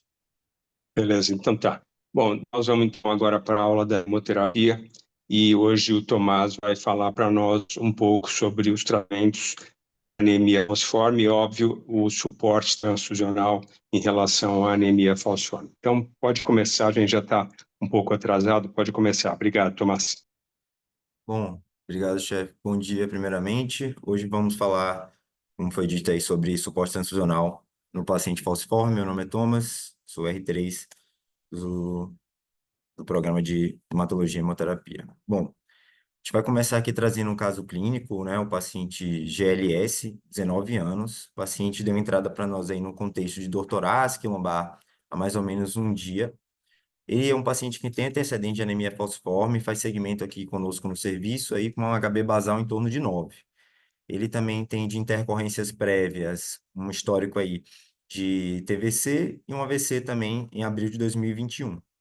Estava em vigência de esquema transfusional aí com transporte, com um esquema transfusional aí mensal, desde esse evento do AVC em abril de 2021. E também, mais recentemente, em esquema de flebotomia conforme necessidade. Então, ele veio aí com essa história de uma dor torácica e lombar. Então, ele tinha aí, falava que teve uma internação, inclusive, em um serviço externo, em março desse mesmo ano, por conta do quadro. Teve alta com prescrição de Clavulin, fez uso por 5 dias, mas durante o retorno em consulta ambulatorial no nosso serviço, referiu persistência dos sintomas apesar das terapêuticas prescritas nesse serviço externo. Então, aí a admissão, ele chegou para a gente com a frequência, isso ainda em ambulatório, de 73, tinha uma saturação de 88% em ar ambiente, com a temperatura de 36,9, pressão 103 por 66. Bom, da parte de exame físico, ele estava descorado, duas cruzes em 4, mas fora isso não tinha nenhuma outra alteração digna de nota. Bom, diante desse cenário, foram aventadas algumas hipóteses, né? Dentre elas, síndrome torácica aguda, associado também a um componente de crise álgica vaso-oclusiva. Além disso, um quadro de pneumonia interrogada e também pensaram em TEP nesse contexto inicial. Bom, então dando continuidade aí ao caso clínico, né? Foi proposto então por conta disso um controle do quadro álgico e também a realização de exames complementares com controle em ambiente de internação hospitalar, tá? Bom, da parte inicial, então, a gente teve a primeira hemograma dele do dia 7, que foi da admissão com HB de 9,1, tinha em leuco 16.490, e tinha também um perfil aí de hemólise com uma bilirrubina total de 1,51 e 263 mil reticulócitos com um DHL de 1.059. A ser colocado, né, ele já é um paciente que tem um perfil hemolítico crônico, mas aí estava um pouquinho fora do seu basal, né, da parte de hemólise, com hemoglobina dentro da faixa.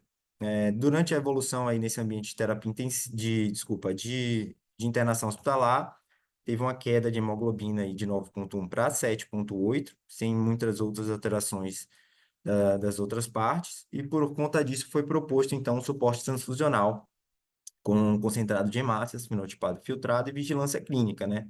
Com controle álgico. É um paciente que estava evoluindo a princípio com estabilidade do quadro, fora essa queda hematimétrica. Fizeram uma avaliação ainda com raio-x de tórax, né, para avaliar a presença de um infiltrado novo, que não foi evidenciado na imagem, e diante da hipótese de TEP, né, fez uma angiotomografia que veio negativa para tromboembolismo pulmonar.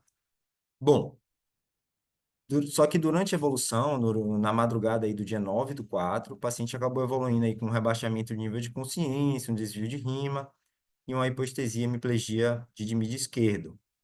Ele tinha sido visto aí por volta das 2 da manhã, sem essas alterações, e por conta disso, foi convocada aí a neurologia e solicitado uma TC de crânio na urgência, considerando uma hipótese aí de novo AVC, tá bom? Bom, na avaliação da tomo, não foi identificada hemorragia ou sinais de isquemias novos agudos. Agora, né, a gente dá uma pausa aí no caso, né, para falar um pouquinho aí sobre o suporte transfusional. Então, a gente trouxe aí para contextualizar, a gente vai falar aí brevemente, né, até para não prolongar muito o período. Então, só da parte de introdução o conceito, né, de doença falciforme, né, que é diferente de anemia falciforme, que envolvem aí as mutações no gene da beta-globina, que, que desencadeiam aí a formação da HBS.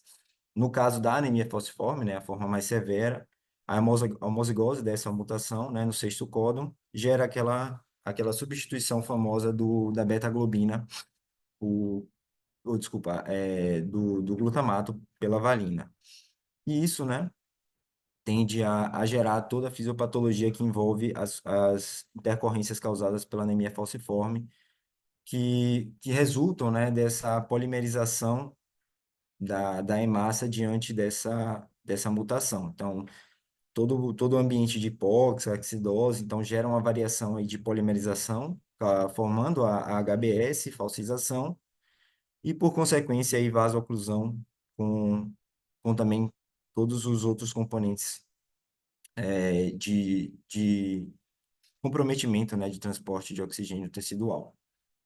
E qual é o papel aí do suporte transfusional, né, nesse contexto, né? Então, a gente tem algumas funções aí do suporte transfusional, dentre elas aí a diluição da HBS. Então, quando temos a transfusão, né, de hemácias normais, a gente tende a diluir a HBS, e por conta disso a gente reduz também a polimerização e a falcização, e por consequência também acaba contribuindo sobre o transporte de oxigênio e a redução de hipóxia.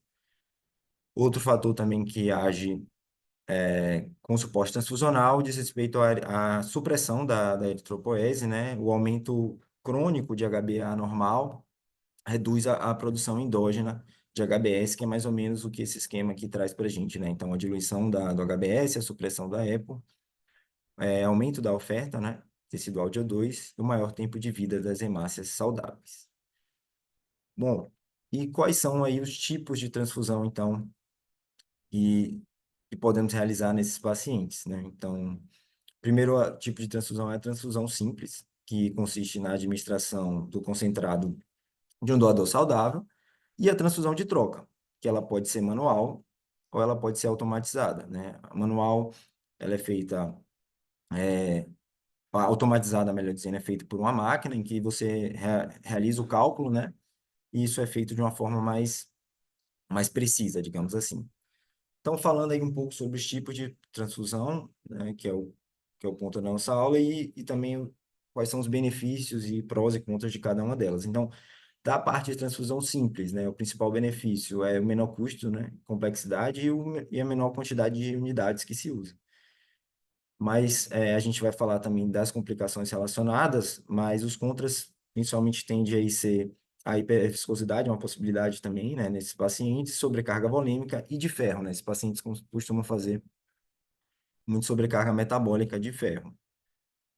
Bom, da parte de troca manual, né, aqui ainda da não automatizada, né, ela é uma alternativa mais eficaz, né, para reduzir HBS e tende a ter um controle mais para normovolemia, né? Quando isso é feito de uma forma mais adequada, mais precisa, a gente consegue fazer um melhor controle volêmico desses pacientes.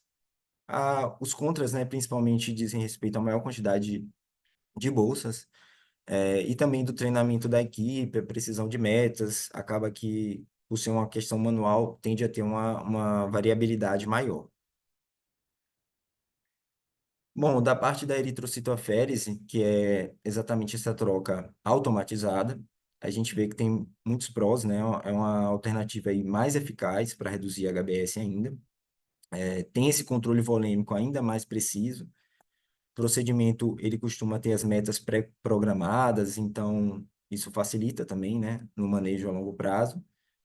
E de contras, eu acho que principalmente treinamento de equipe e necessidade de várias unidades, né? Então, você precisa de um maior aporte de unidades de concentrado, de bolsas, e isso também pode acarretar em uma maior probabilidade de aluminização a longo prazo, além de precisar de uma máquina para a realização do procedimento. Aqui é basicamente um esquema, né, trazendo um pouco desse processo de troca automatizada, a centrífuga, né, que separa as hemácias, enquanto você tem aí esse cálculo para a infusão de hemácias normais com a retirada das hemácias HBS do indivíduo. Ainda aproveitando para falar um pouquinho mais sobre a eritrocitoaférese, então a gente tem aí na literatura já alguns estudos que têm um bom respaldo acerca do seu uso com categoria 1 de indicação. Então, a gente trouxe inicialmente aqui para contexto agudo, né? Então, evento vascular isquêmico, AVC, é uma indicação aí formal de eritrocitoaférese. E a gente já tem também na literatura respaldo para utilizar em outras condições, dentre elas a síndrome torácica aguda, em condições mais severas ou ainda em algumas literaturas em condições até mais brandas. Mas a gente tem aí essas principais indicações, então, para o contexto agudo e também no contexto não agudo, né? Então, até para profilaxia, a gente vai falar um pouquinho sobre profilaxia, a gente já tem respaldo também para indicar eritrocitoaférese, principalmente aí no contexto também de evento vascular cerebral, tá bom? Bom, e quais são as principais indicações, então, aí de suporte transfusional nos pacientes com anemia falciforme? Acho que, assim, no contexto agudo, classicamente, é a exacerbação da anemia. Então, seja ela por sequestro esplênico, hepático, né, hepatosplênico, ou seja por uma crise hemolítica, uma crise aplástica, ou até no contexto de uma crise vasoclusiva sintomática, né, causando anemia sintomática, uma crise vasoclusiva aí de um grau mais importante. E nesses casos costuma ser indicado uma transfusão simples a priori.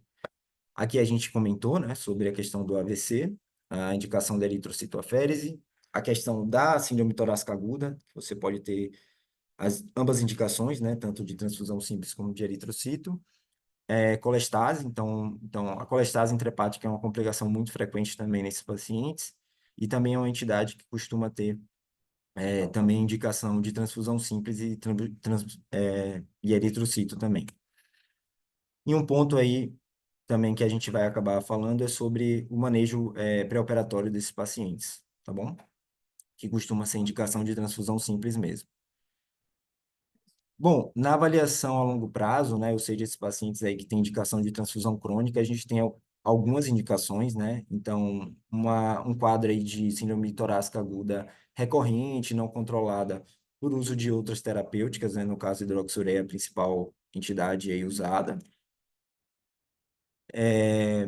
Quadros agudos também de dor não responsivos à terapêutica de hidroxureia.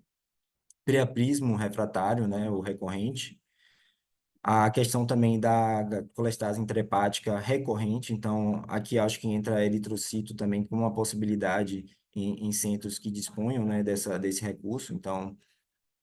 E também a profilaxia, que é a que a gente está mais habituado, né, profilaxia primária e secundária a casos de acidente vascular cerebral, tá bom? Aí a gente traz aí de profilaxia primária o estudo STOP, né, que já foi abordado aí durante nossas visitas, eu acho. Então, a gente tem aí esse estudo que realmente trouxe para a gente a indicação de um rastreio, né, desses pacientes para avaliar através do Doppler transcraniano a indicação de um regime transfusional crônico e como isso impactava, né, na recorrência de eventos vasculares cerebrais. Basicamente um resumo, né, do que foi proposto, né? Então, principalmente pacientes aí com um achado aí no Doppler transcraniano maior do que 200 centímetros por segundo, são pacientes que são classificados aí como alto risco e tem indicação aí de instituição dessa profilaxia, né? Além de todos os outros cuidados que a gente tem nesses pacientes que são submetidos a regime transfusional crônico, né? De fenotipagem, de sobrecarga de ferro, então, quando a indicação de quelantes, e a gente vai falar aí também um pouquinho sobre isso mais à frente. Bom, de profilaxia secundária, né, a gente também viu que esses pacientes que já tiveram evento são pacientes racionalmente também candidatos, né, e a literatura também sustentou esse racional, então são pacientes que precisam manter um regime de transfusão crônica, principalmente aí para evitar recorrência de eventos. Bom, a gente vai falar também brevemente aqui sobre a avaliação perioperatória desses pacientes. Então, é muito comum que esses pacientes necessitem de intervenções cirúrgicas na história natural da doença. E a gente tem aí esse estudo, né, o TAPS, que foi um estudo multicêntrico, randomizado, que demonstrou aí de forma mais robusta, talvez, a diminuição do risco de complicações, que ele chama de clinicamente importantes, para pacientes que foram submetidos à terapia transfusional pré-operatória.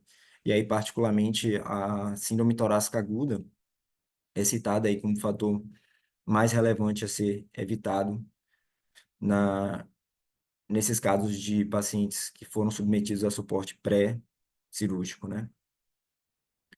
Então, o que tem hoje mais de consenso, né, na literatura que eu encontrei, né, foi que a maioria dos pacientes vão se beneficiar, né, de um regime transfusional pré-operatório, e aí a transfusão simples, ela assume um papel mais preponderante, né, nesse cenário, acaba sendo a maior indicação, enquanto que a não indicação de transfusão pré-operatória, ela deve ser individualizada, considerando o contexto clínico de cada paciente, mas mais indicada aí para cirurgias de baixo risco e de menor tempo de duração também, cirurgias usualmente menores do que 60 minutos. E aí um dado interessante, né, que foi evidenciado nesses estudos é que o regime, né, agressivo, nesse caso, de, de, de terapia transfusional pré-operatória, não mostrou benefício em relação ao regime transfusional simples, né, que é o que esse estudo aqui trouxe do New England, mas outros também trouxeram uma evidência muito similar.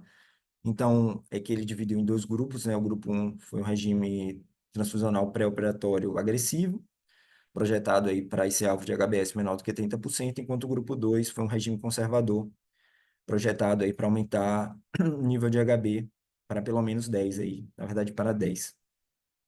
E o que esse estudo mostrou, na verdade, foi que não houve diferença em relação ao número de complicações graves, né, ou clinicamente importantes entre grupos. E o grupo submetido ao regime de transfusão agressivo, ele foi um grupo que acabou tendo mais complicações associadas à transfusão, né? Então, o regime agressivo ele acaba tendo um aporte de bolsas maior e o racional realmente foi evidenciado também, conforme análise estatística, que demonstrou aí que esse grupo apresentou mais complicações, principalmente aí da parte de alomonização. Bom, então aí também é importante falar sobre as complicações transfusionais. A gente tem aqui, a gente vai falar brevemente, porque aí eu acho que é uma aula à parte, também até para não prolongar muito no tempo. E acho que nesses pacientes, algumas particularidades em relação às complicações transfusionais são mais valorosas da gente ressaltar. Acho que aí a parte de alomonização, né, que a gente citou em slides anteriores, então, principalmente aí a síndrome da hiperemólise, que é uma síndrome importante de ser reconhecida, dada a sua gravidade e evolução, por vezes, fatal. Então, é uma condição muito frequente nesses pacientes submetidos a regime transfusional crônico. Então, é uma das complicações transfusionais que mais suscita, né, atenção por nós. E também reação transfusional tardia, é uma das coisas que também costuma ter uma frequência relativamente comum. Hiperviscosidade, então os pacientes também, muitas vezes admitidos em setor de emergência, acabam sendo submetidos a um aporte transfusional maior do que o indicado e acabam intercorrendo muitas vezes com níveis de hemoglobina maiores do que o habitual, né, desses pacientes e podem intercorrer com um quadro de hiperviscosidade, além disso, infecções também. Então, o parvovírus aí acaba sendo o principal agente, né, conhecido nesse grupo de pacientes, mas a gente sabe que outras infecções também podem se manifestar nesses casos, e a sobrecarga de ferro que a gente comentou, que é um fator muito importante para esses pacientes em regime transfusional crônico. E aí a gente trouxe aqui mais um dos trabalhos, né, que comparou, né, ao longo do tempo, o efeito, né, de sobrecarga de ferro, principalmente trazendo aí essas três modalidades transfusionais que comentamos. Então, a transfusão simples e a transfusão de troca manual e automatizada. E a gente observa aí que no caso da automatizada foi a que teve a menor quantidade de acúmulo de ferro ao longo do tempo. Isso faz sentido com o racional teórico de que é uma modalidade transfusional, mas com metas pré-definidas e, portanto, que cause menos sobrecarga, além do fato de que a retirada concomitante, né?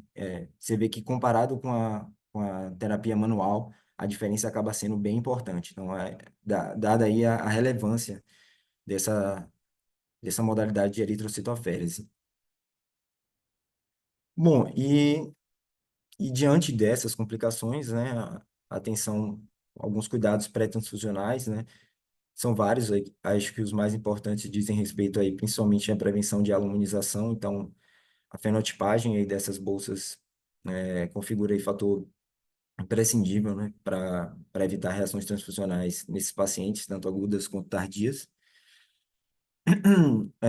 A filtragem também, né, a desleucotização, né, os produtos desleucotizados de bolsas também são fatores importantes, né, que contribuem também para evitar tanto reação febrinohemolítica também, e transmissão de CMV, e o armazenamento também é um fator importante. Bom, então aí a gente vai retomar agora para o nosso caso clínico, né? Tentei ser breve aí para assim um pouquinho mais rápido. Então a gente tinha parado aí na questão do AVC, então nosso paciente, lembrando, ele deu entrada aí no contexto de uma dor torácica que acabou evoluindo aí para por um, por um quadro neurológico, então um rebaixamento de nível de consciência com déficit focal agudo, e foi aventada a hipótese de AVC, considerando também o histórico prévio do paciente já de eventos prévios. Então, por conta disso, né, foi indicado a eritrocitoaférese, então a gente comentou que é uma das indicações aí mais formais da eritrocitoaférese, então o paciente com contexto de AVC agudo. A gente tinha uma hemoglobina pré-procedimento, né, que foi realizado no paciente com HbS 59%. E conforme cálculo, né, então, por ser automatizado, a gente consegue calcular melhor, né, a nossa meta pré e pós, né? Então, pós-procedimento, a gente teve aí um HbS aí de 24%. Então, atingimos o alvo, né, desejado, que era menor do que 30%. E conforme a evolução, o paciente acabou evoluindo de forma satisfatória, o paciente ficou com uma resolução do déficit neurológico apresentado, então teve a resolução da fala e também do déficit focal apresentado. Mantinha uma discreta dor em região difusa, né? Mais localizada em região de tórax, mas que evoluiu com melhora após a otimização analgésica, tá? Foi proposta aí uma nova transfusão antes da alta, para um objetivo aí de manter o paciente próximo da sua HB basal. Aí a gente tem a evolução, né, ao longo dos dias, então o paciente aí acabou tendo alta aí com a hemoglobina aí mais próxima da sua hemoglobina basal e evoluiu aí com a resolução dos sintomas, um caso interessante aí para a gente reforçar a questão do manejo agudo e da eritrocitoférese no nosso serviço. Essas foram as referências, e é isso. Eu vou parar de compartilhar aqui. Obrigado aí, Tomás. Parabéns aí pela revisão. Eu acho que esse é um assunto importante sobre vários aspectos, mas principalmente porque a gente tem uma frequência alta desse paciente aqui no nosso serviço. Como é a alta frequência de anemia falciforme na população afrodescendente? Bom, aberto para perguntas ou para dúvidas aqui com o Tomás. Se quiser perguntar, por favor, fique à vontade. Licença. Primeiro, parabéns para o Thomas. Foi ótima aula, viu, Thomas? Eu tenho uma dúvida para a doutora Melka ou doutora Karen, é, em relação ao dado apresentado pelo Thomas a respeito do manejo perioperatório transfusional desses pacientes, a respeito da conduta conservadora e liberal de transfusão. A gente viu que nesse estudo não teve diferença. Na nossa prática, eu vejo que principalmente antes de cirurgias ortopédicas, colocação de prótese total de quadril, a gente costuma fazer transfusão de troca manual, mas num perfil mais liberal, assim, sem objetivar necessariamente um HBS abaixo de 30. A minha dúvida é se isso se aplica a quaisquer cirurgias, se a gente, na nossa instituição, claro, se a gente acaba fazendo essa conduta mais liberal por, por alguma questão específica. Mas essa é a minha dúvida. Oi, posso responder? Ou alguém mais quer responder? É o seguinte, Laura, a nossa conduta é a restritiva, não a liberal. Você sabe como é o cálculo da transfusão de troca? A transfusão de troca, na verdade, você teria que trocar toda a volemia do paciente, entendeu? Então, é um procedimento complicado, né? Difícil o cálculo, difícil a manutenção hemodinâmica do paciente, que a gente evita fazer. Então, o que a gente faz é transfusão simples, não é transfusão de troca, tá? Quando eu preciso de transfusão de troca, eu geralmente peço para a Jana fazer hidrossaférese, que assim, em alguns casos, cirurgias de grande porte, eu já vi paciente parar em UTI com síndrome torácica aguda, né, por conta de não ter feito um preparo direito, fazer apenas transfusão simples, entendeu? Então, assim, nas cirurgias, isso eu sei porque eu que calculo o que eu estou liberando. Então, para uma transfusão de troca, eu estaria liberando 4, 5 bolsas para o paciente, a depender da volemia dele. E, geralmente, para anemia falciforme, eu libero 1 a 2 unidades. São raros os casos em que eu liberei 4, 5 unidades de uma vez. E para fazer o cálculo, a transfusão de troca, ela também existe todo um procedimento específico, tá? Você tira, você entra soro, você hemodilui e assim vai. Então, o que a gente faz aqui é transfusão simples, não é transfusão de troca, tá? Só acrescentando essa... Poderia fazer um adendo também? Fala, Karen. Não, assim, só para esclarecer, né? A transfusão de troca, a gente, como a Melka falou, a gente troca mais do que uma volemia de hemácias, tá? A gente, pelo cálculo, a gente faz uma volemia e meia, que seria o correto, né? A gente pode até trocar uma volemia só, mas o correto é trocar uma volemia 1,5 para a gente atingir aquele objetivo. Mas, assim, pelo consenso do ESH de 2020, na indicação pré-operatória, não houve um ganho se você fizer uma transfusão, uma troca tão assim importante de baixar a hemoglobina S a menos de 30%, isso não causou um impacto quando comparado à transfusão simples. Então, a gente sabe que são pacientes com alto risco para complicação pós-operatória, mas a transfusão simples é que é indicada nesses casos de transfusão pré-operatória. né? Porque realmente a eritrocitoferese ela demanda aí uma quantidade muito grande de hemácias e que em alguns estudos não mostrou um ganho efetivo quando comparado à transfusão simples. Eu acho que esse estudo que o Tomás mostrou do New England é bem esclarecedor nesse aspecto.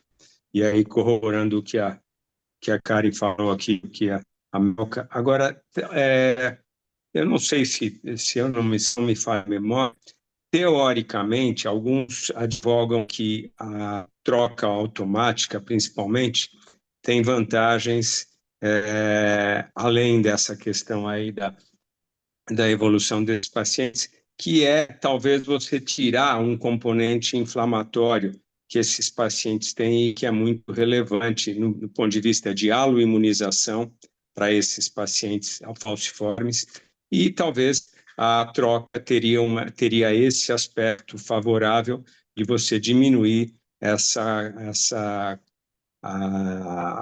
a presença desses fatores pró-inflamatórios. Mas isso é só dados anedóticos, e o importante é o que esse estudo do New England mostrou. Acho que isso é o mais relevante dessa história. Alguém tem alguma outra comentário, uma outra pergunta?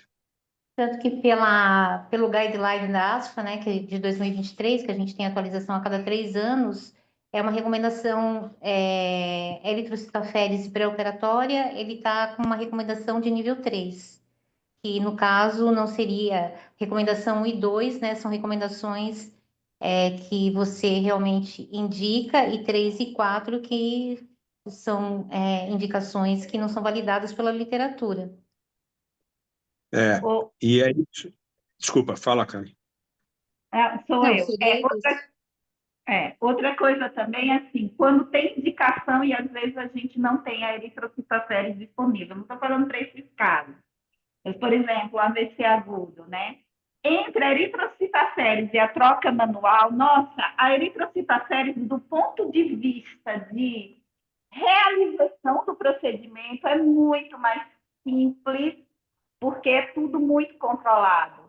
De repente, se você tira demais, pode dar distúrbio hemodinâmico, porque é tudo controlado manualmente, né? Então, isso é pessoal. Entre troca que eu estou falando, aquele que você vai trocar a volemia do paciente manualmente, e eritrocitoferese, eu prefiro eritrocitoferese, que dá muito menos trabalho para o seu procedimento mais controlado. Não estou falando que tem vantagem.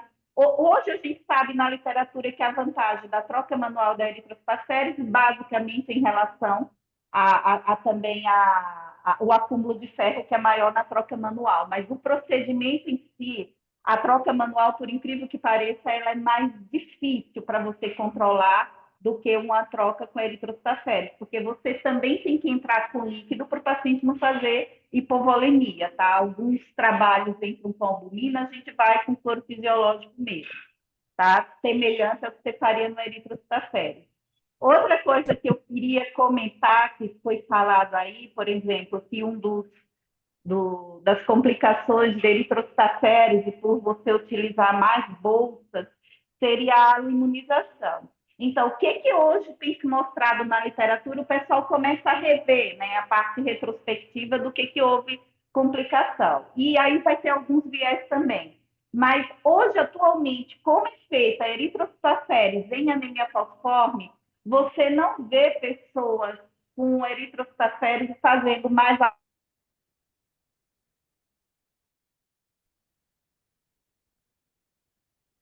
Mel caiu, vocês estão ouvindo? Acho que caiu. Acho que caiu. Caiu. Bom, vamos esperar se ela volta. Mas ainda só para finalizar esse aspecto. Fenotipagem profilática, né? Então, esse é um dos grandes, vamos dizer, um dos grandes viés nesse trabalho. Mas você fazendo isso, você não tem maior aluminização, mesmo oferecendo 5, 6 bolsas por paciente de uma vez só, tá? Outra coisa também, apesar de alguns trabalhos mostrarem que a leucorredução diminui, isso que eu estou falando, alguns trabalhos retrospectivos diminuiria também a aluminização eritrocitária. Isso é controverso, então, assim, o que é certo que a gente tem? A leucorredução, ela diminui a imunização HLA, tá? Ponto. Os outros trabalhos, a gente precisaria de mais coisa randomizada para ver, porque a maioria dos trabalhos de complicação de anemia falciforme não é trabalho prospectivo, é você encontra um N e você vai ver o que influenciou ou não em determinado ponto, entendeu? Vendo sempre para trás. Então, vai ter sempre esse viés. Então, eu não tenho trabalho prospectivo randomizado dizendo, esses vão ser, até porque é difícil você desenvolver esse trabalho, esses vão ser leucorreduzidos, esse não, e eu vou ver se esse imuniza ou não do ponto de vista eritrocitário. Então, o que é correto mesmo é dizer a redução da imunização HLA e alguns trabalhos têm demonstrado também esse benefício em eritrocitário, mas o que eu quero dizer é que não é o objetivo da leucorredução, é você reduzir a imunização eritrocitária e sim a HLA mesmo, tá? Esses pacientes, eles são imunocompetentes, eles fazem muita reação febril e, óbvio, a maioria tem anticorpo anti-HLA. A maioria não, se eu fosse chutar, 100% deve ter anticorpo anti-HLA, que é por isso que fazem tanta reação febril, tá? Um outro aspecto também tem o aspecto individual, né, do paciente. E tem um grupo de pacientes que a gente não sabe muito bem por quê, são considerados bons respondedores do ponto de vista imunológico do que outros, mas esse aspecto também tem relação individual. Acho que um assunto que faltou um pouco a gente discutir aqui são as reações transfusionais hemolíticas tardias, e entre elas uma muito grave, que é a síndrome de hiperemólise. Você quer falar alguma coisa disso, Tomás? Chefe, eu não trouxe de fato muito. Faltou. Não, Acho que ok. uma aula à parte, né? Não, mas só para chamar a atenção, porque essa é uma situação muito relevante, não pela frequência, mas pela gravidade desses casos. Então, essa é uma reação considerada reação hemolítica transfusional tardia, mas com uma característica diferente das outras reações hemolíticas transfusionais tardias. Essa reação ela tem como característica a destruição das hemácias próprias do indivíduo e não só das hemácias transfundidas. Não é só a destruição de alohemácia ou de hemácia, ocorre a destruição de hemácia autóloga. O papel relevante da patofisiologia dessa reação é a atividade do complemento. Por várias razões, e como o Tomás disse, isso merece uma aula só. Mas essa é uma situação que, quando acontece, é gravíssima, e tem que lembrar que, se você fizer o diagnóstico de reação hemolítica transfusional, tardia de hiperemólise, a gente não deve transfundir esse paciente. Esse é o grande problema. Os menos avisados, e isso acontece principalmente com os colegas não especialistas, acabam vendo uma piora da anemia, uma hemólise acentuada, e transfundem mais esse paciente, piorando esse estado de hemólise e com quadros gravíssimos, onde o óbito tem uma taxa relativamente alta. Mas, como o Tomás disse, eu acho que isso é uma aula à parte que vale a pena sempre a gente falar. Alguém tem mais? Só uma coisinha rapidinho, tá? Thomas, a gente está com a suspeita de hiperemólise na pediatria, é um paciente Antônio, tá?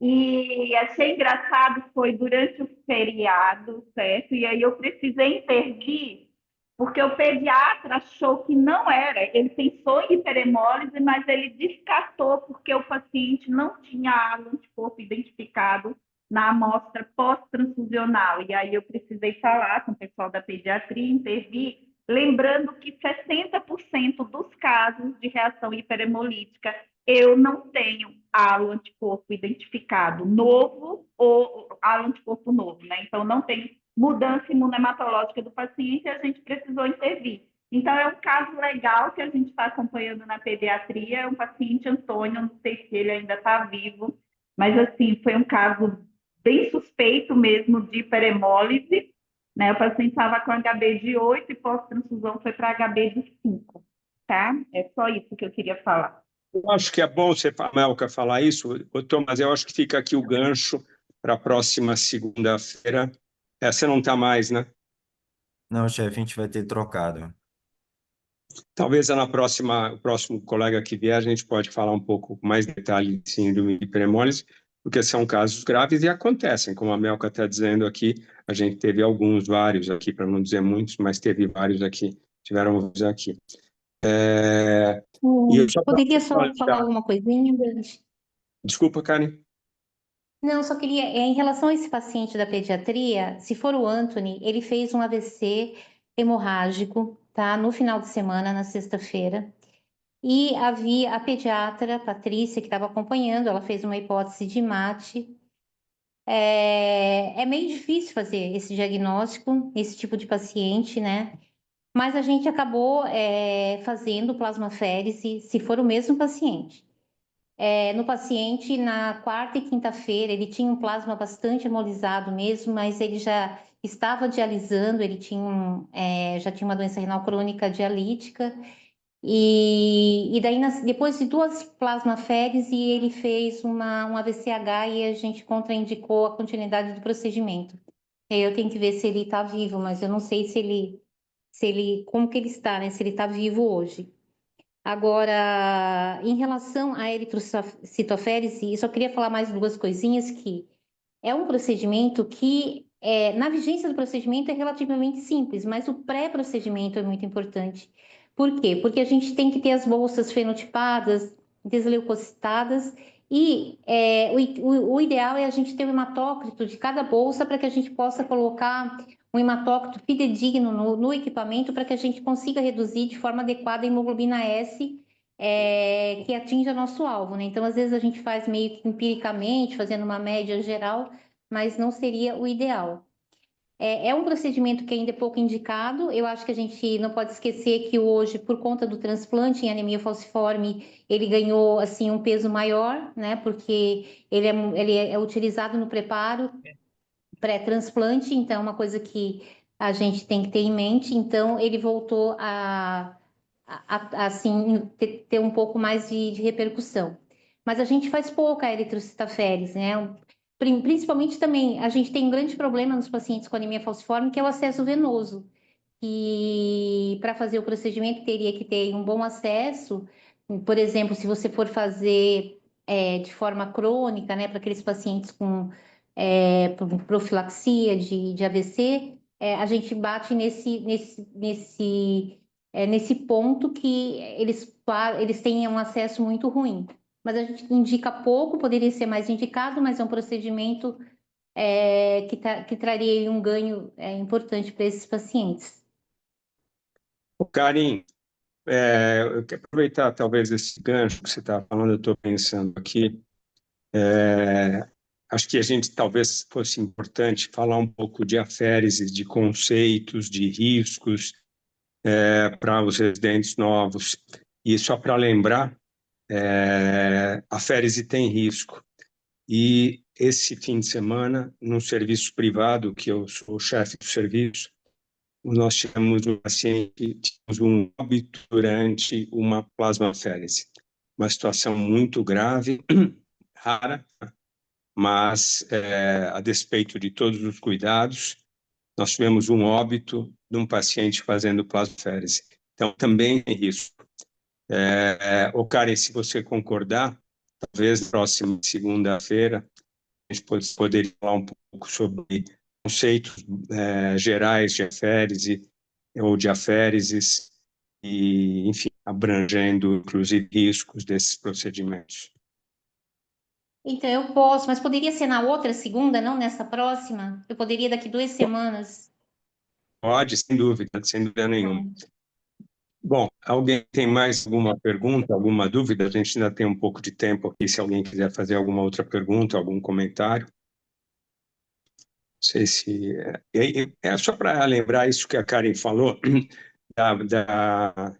da opção terapêutica hoje curativa para o paciente falciforme é o transplante, né?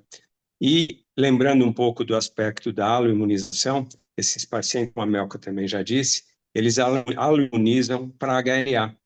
Então, essa é uma situação que a gente, talvez, de rotina, eu sei que isso a gente faz, mas tem isso que fazem, da transfusão leucodepletada, inclusive para transfusão de massa, não só para transfusão de plaqueta, não só pensando na refratariedade transfusional de plaqueta, mas para esses pacientes, lembrando a importância da refratariedade, não, desculpa, da aloimunização para HLA, para um paciente que poderá ser um candidato a transplante, e isso dificulta essa situação.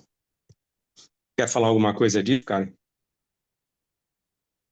Ai, caí aqui. Meu Deus, espera aí. Não, agora estamos te ouvindo. Tá, só um minuto. Você Não, quer é que falar na alguma hora que você estava sobre Dante, desculpa, na hora que você estava falando, entrou uma ligação aqui e eu não peguei a sua pergunta. Não, eu Entrou uma estava ligação. lembrando o aspecto de opção terapêutica para esse paciente falciforme curativa é o transplante. E esses Ah, tá. pacientes, por conta do regime transfusional, é uma quantidade grande de transfusão, muitos deles, como se não, talvez todos, como a Melka disse, eles aloimunizam para HLA. Então, lembrando a importância de transfundir esses pacientes sempre como componente leucorreduzido, que isso talvez tenha um benefício, talvez não, tenha um benefício e que pode ser importante na hora de indicar um transplante e encontrar um doador que seja compatível. Não, sem dúvida. Às vezes tem muito anticorpo anti-HLA, né? É difícil de achar um doador. Além do que, né, a maioria, os doadores geralmente têm um traço, né? E daí tem aquela questão toda da mobilização do doador, tem que ir para centro cirúrgico, você não pode usar mobilização com fator de crescimento. Tem uma série de coisas aqui Que esse também é um assunto polêmico e que, na verdade, não teria problema. Você quer comentar alguma coisa disso, Melka, da imunização HLA, de risco para transplante, de dificuldade de achar doador para transplante? Acho que a Melka caiu aí. Bom, se não tiverem mais perguntas e se ninguém mais quiser fazer algum comentário, se o Tomás não quiser comentar mais nada, acho que a gente pode terminar aqui, né? Algum comentário à parte, Tomás? Não, chefe, acho que era isso. Muito obrigado a todos e uma boa semana. Obrigado.